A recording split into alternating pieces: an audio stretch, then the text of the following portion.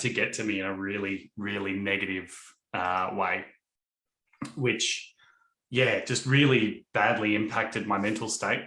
And I, for some stupid reason, decided that the best way to do that was to wipe myself out every weekend. So that went on for probably a good year and a half, I would say. And I got to the stage where I knew that I had to make a change, or I might not be on this planet anymore.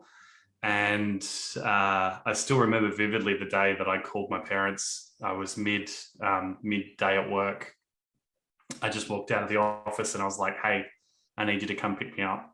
I was when I say that, I was living in Sydney and they were living in Melbourne, right? Oh, wow. Yeah. So I was like, "Hey, I need to get back home." So quit my job in Sydney, gave them 2 weeks notice that day. It was an Easter long weekend. My folks drove up in the van, amazing parents. They drove up in a van, picked me up, loaded me into a van and brought everything back home. So, Wow. Yeah. So long recovery. Probably spent 6 months in bed playing Xbox just because I couldn't function or do anything else. Depression, anxiety, all of that fun stuff kind of kicked in. And the biggest thing for me as someone, I mean, you know me, Karen, like I'm all about setting goals and achieving them. And I don't work at half pace. I'm running 100 miles an hour most of the time. Yes. So the biggest fear for me at that stage was, what the hell do I do next? Because I'd spent so long climbing the corporate ladder that I didn't know where to go. And I think that was a large part of what held me in that state for so long, was that I just thought, look, if I just keep going, eventually it'll get better and things will change. Yeah. And I guess that's why I want to talk to you today, because about this topic, because I think that there's a lot of people that are stuck in that, I'm just going to keep going and not break the cycle. And it ends up being their undoing a lot of the time. Yeah, so it is. So today we're talking about drug use and how easy it is to go into it. I mean, I have no idea that it was so easily available, and it scares me. Yeah. And I mean, let's face it, I have got my vices. I like to have a drink at the end of the day. And I love a good gin and tonic. Don't get me wrong. I haven't gone completely sober. I love a good gin and tonic in the afternoons, but yeah. Yeah. So, but it is how would you even go there though? I suppose I've been offered once and I knew I have a very addictive nature. Yeah. And I think maybe because it's the idea of losing control, because we have so much control all the time. Yeah. That we want to lose control. Is that you? Yeah, I think so. If I look back at it, and it's kind of interesting that you put it that way, because it helps, me think of it in a different way. But you're right. I was in a very high level corporate position, 850 staff to look after. Wow. I obviously had to maintain a certain image. And I'd come from a world where, as an entertainer, I had a lot of freedom. So, one of the last things, which is one of the reasons why, one of the main reasons why I wanted to start a business, as funny as this sounds, is I never wanted to have to wear a suit, because I felt trapped in a suit. It didn't feel like me. I couldn't be myself. The worst thing I could think about every morning was getting up and having to put on suit pants, a shirt and a tie. Yeah. So I think that it did give me that escape. I mean, look, one of the ins to that was that it was really, really prevalent in Sydney, and it probably, still is. I mean, lockdown, I don't know whether that's making it better or worse. It'd be interesting to know. It'd be really interesting to find out what the statistics are. But I remember looking back, I was doing some research and digging around online, and they said that the Melbourne statistics, 1 in 6 are using drugs, based on tests that they've done on water samples in the sewage plants in Melbourne. Yeah. So I guess the surprising thing, the awareness that I want to bring today, is that it could be anybody. Yeah, that's right. And people become really good at disguising it. Yes. I was a master at disguising. Wow. I'd rock up to work every Monday morning after a big bender. I'd obviously be a bit tired and a bit run down, but nobody, to my knowledge, nobody knew what was going on. Wow. So you were using it to cope. Yeah, using it to escape. Yeah. It was, I had sort of distanced myself from a lot of friends because of my work. I didn't have a lot of time for people. My work was so demanding that during, on the weekends, I was so tired and drained that I couldn't do anything unless I had the energy from substance abuse. Wow. Okay. So, and that just kind of created a spiral down, to be honest, because that habit, that pattern religiously just, wasn't good. Yeah. So it started as a way to up the energy level. I think it started as a way to escape. Yeah. And then it turned into because it's really isolating, especially if you're hiding it and you're not surrounding yourself with people that are also drug users. So I think that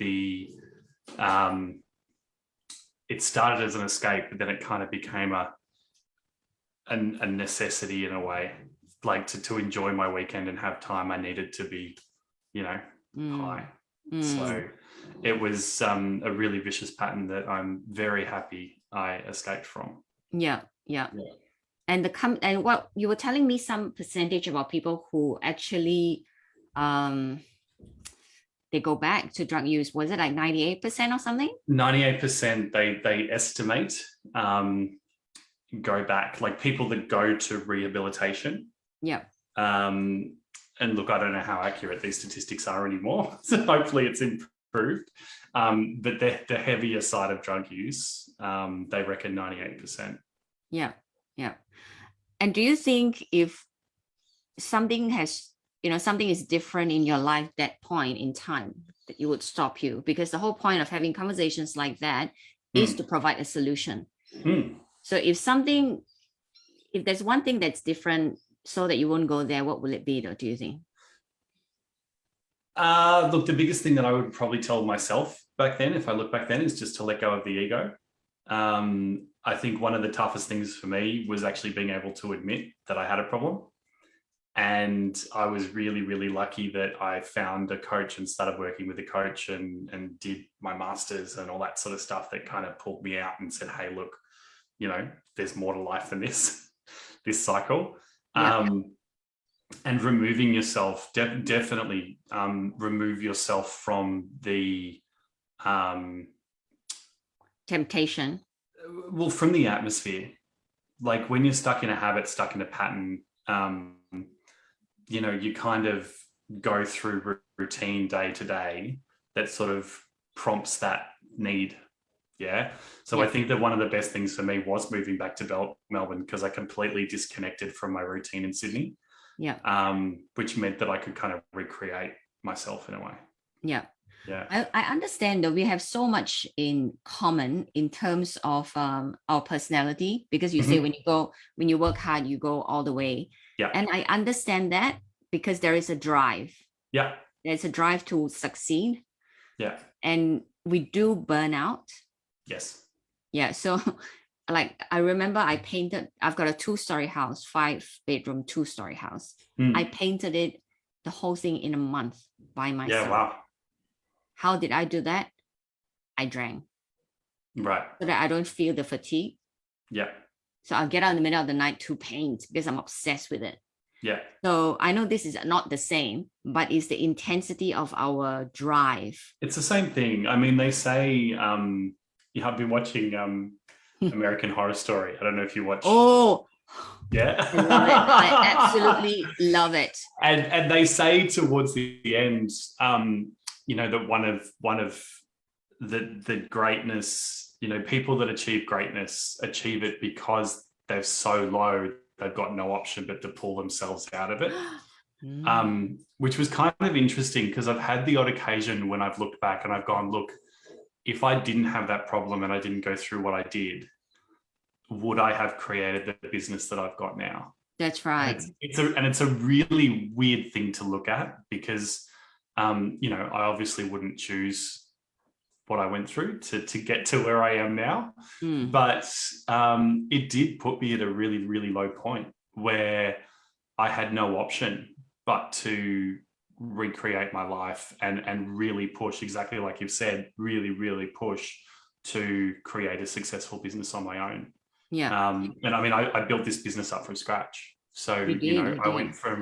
I went from creating courses in my parents' granny flat out the back to now having a team of 8.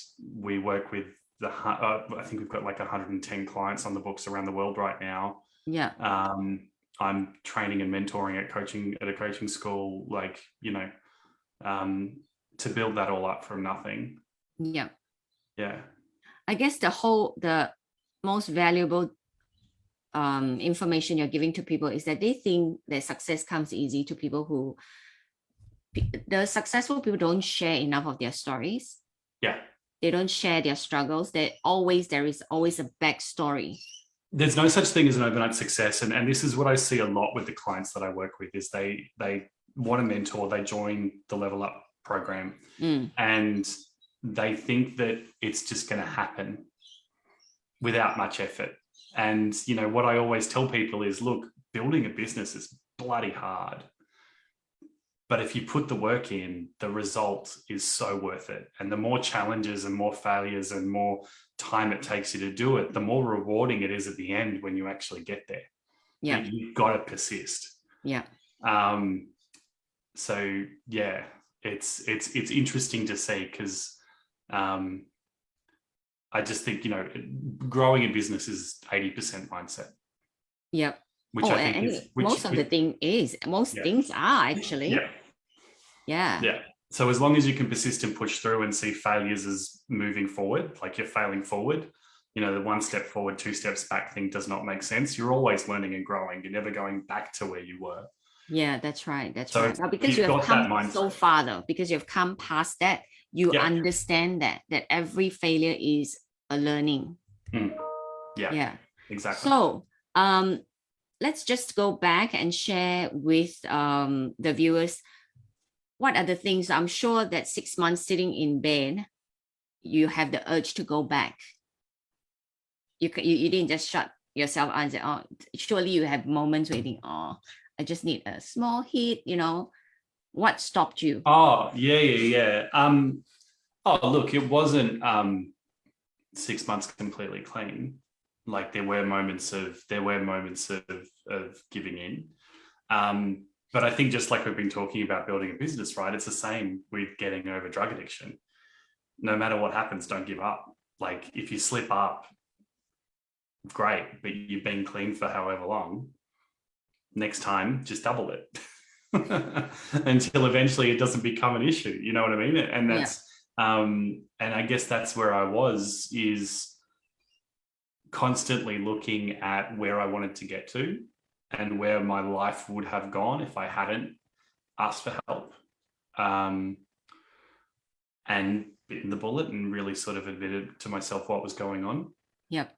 And it's not like I went cold turkey, but I continuously, every time I slipped up, I was like, right, done, line in the sand, keep going.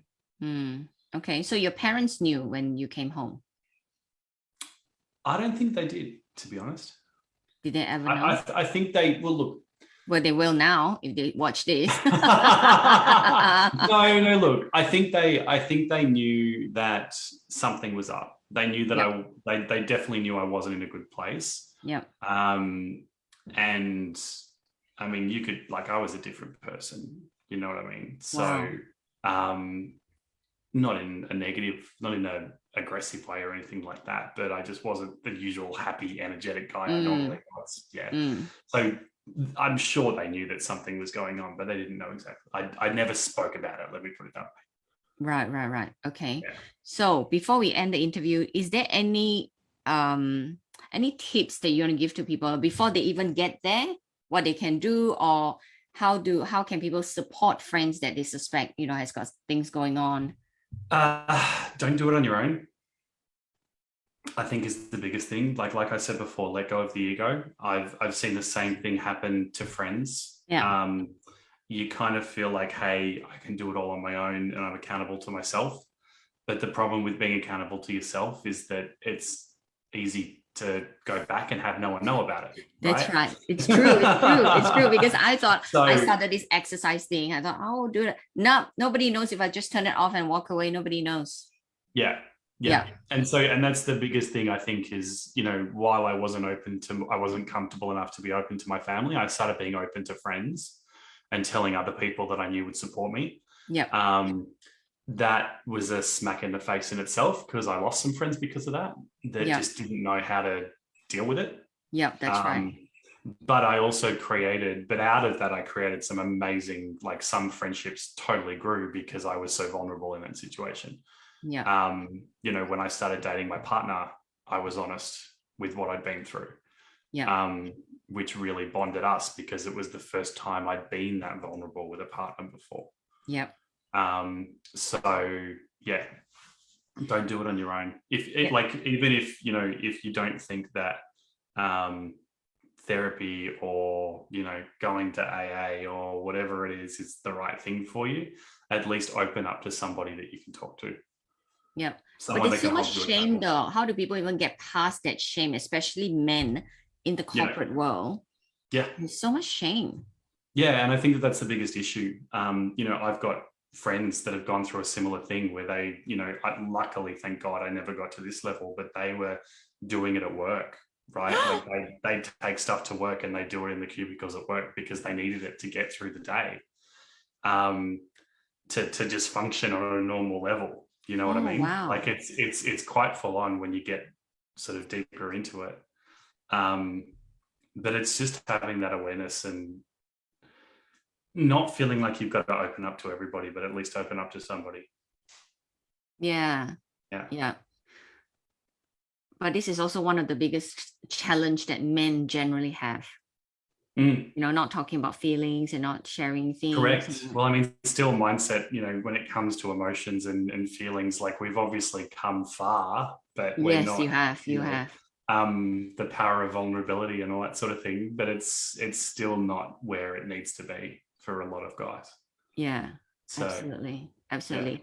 So if anybody watching this and you're thinking, I'm a drug user and there is no hope, I'll just keep going until I die from it, this is a real life example of how you can come from the absolute rock bottom and building, Mm. this empire that's amazing. I love that you call it an Truly. empire. It is an empire, because you have come so uh, far. You have come so far. And for you to step up and say, I want to tell people that it happens. It happens to the best of us. You wouldn't even think it will Yeah, happen I to think anyone. look, I like to think that anybody that would be in this situation knows that it's wrong and knows that it's leading them down the right path.